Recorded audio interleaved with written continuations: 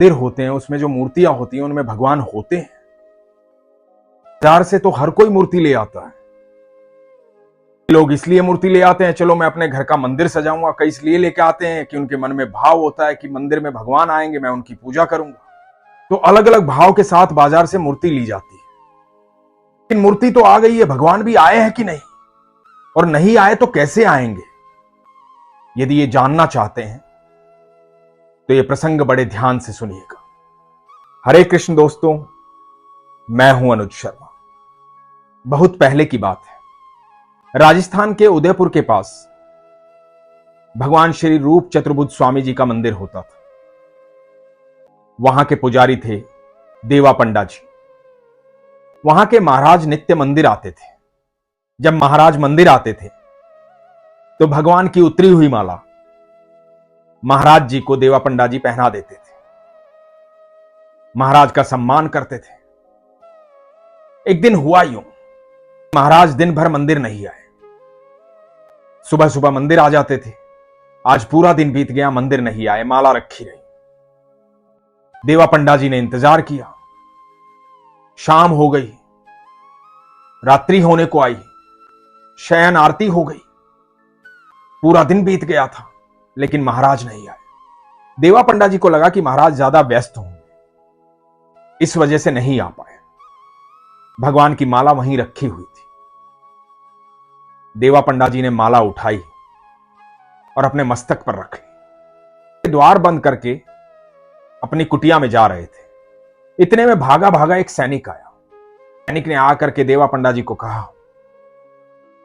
कि सुनिए, महाराज आ रहे हैं। देवा पंडा जी के हाथ पैर फूल गए। शयन आरती हो गई है, मंदिर बंद करने का समय हो गया। अब महाराज आ रहे हैं और जो भगवान की माला थी वो अपने मस्तक पर रख ली। अब करे तो क्या करें? महाराज को माला पहनानी है। भाग करके अंदर गए, अपने मस्तक से वो माला उतारी, एक पत्र में रखी और फिर बाहर आए। इधर महाराज आए। महाराज ने आके देवा पंडा जी को प्रणाम किया। महाराज जब मंदिर के अंदर जाने लगे तो देवा पंडा जी ने कहा कि शयन आरती हो गई है। तो महाराज ने कहा, आज मैं काफी देरी से आया, सुबह से इतना व्यस्त था, आ नहीं पाया। अभी समय लगा तो मैं भगवान से मिलने आ गया। देवा पंडा जी पत्र में रखी वो माला लेकर आए। माला ला करके महाराज के गले में पहनाई।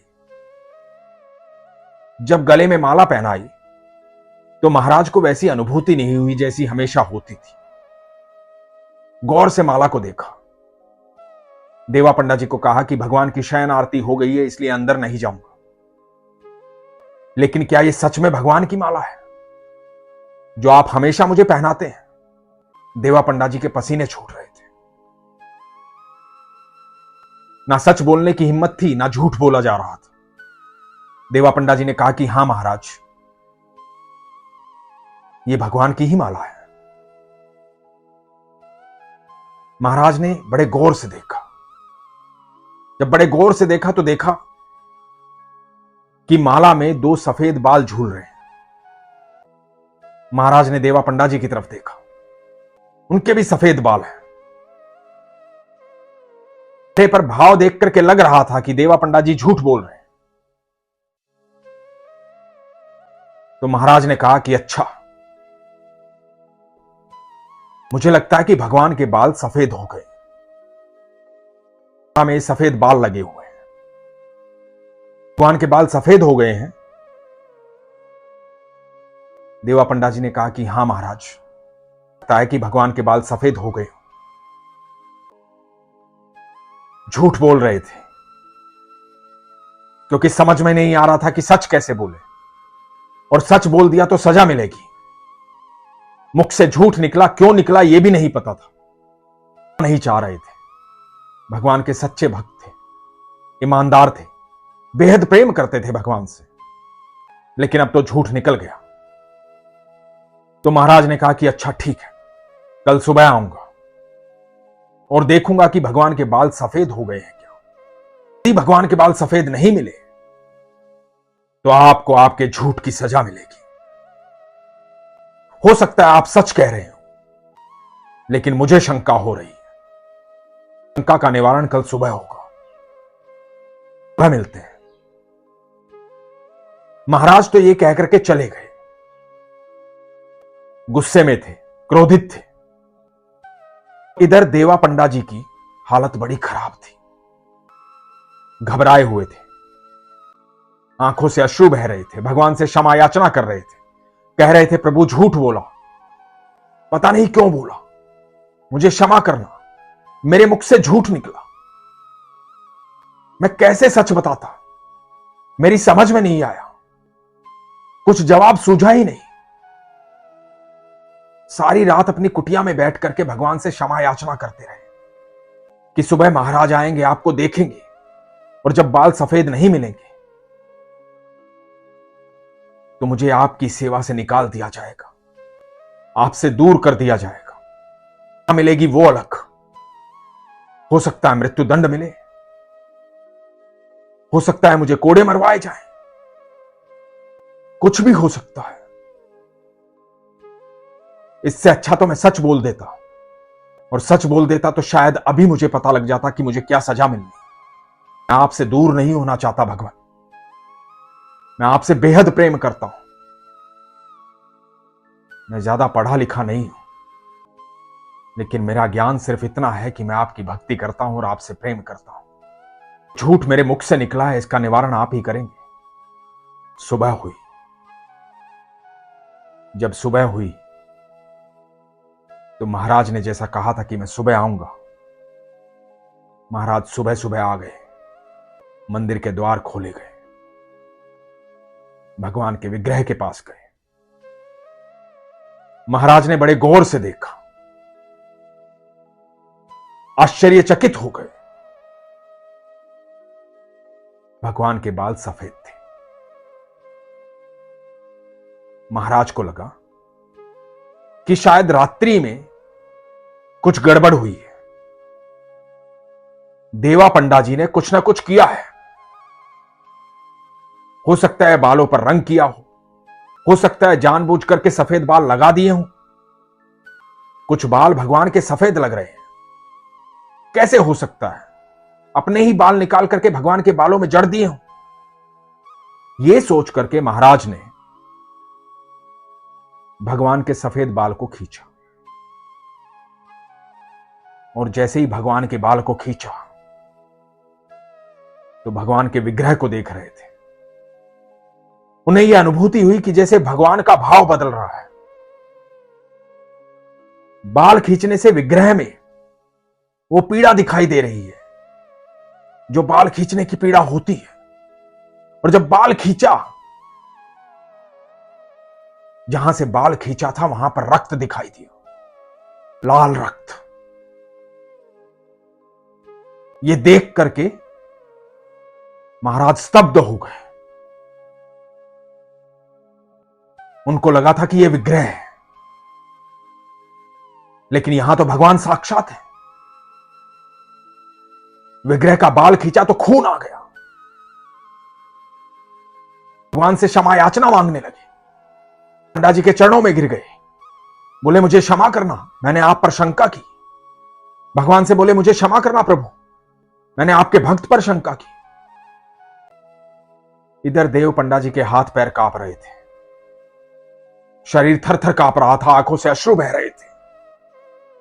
वो देख रहे थे, कह रहे थे कि आप क्यों डरे हुए हैं, आप क्यों कांप रहे हैं, गलती मेरी है, क्षमा कीजिए। देव पंडा जी ने कहा, नहीं महाराज, गलती मेरी है, मैंने आपको झूठ बोला था। माला मैंने अपने मस्तक पर धारण कर ली थी क्योंकि आप आए नहीं थे।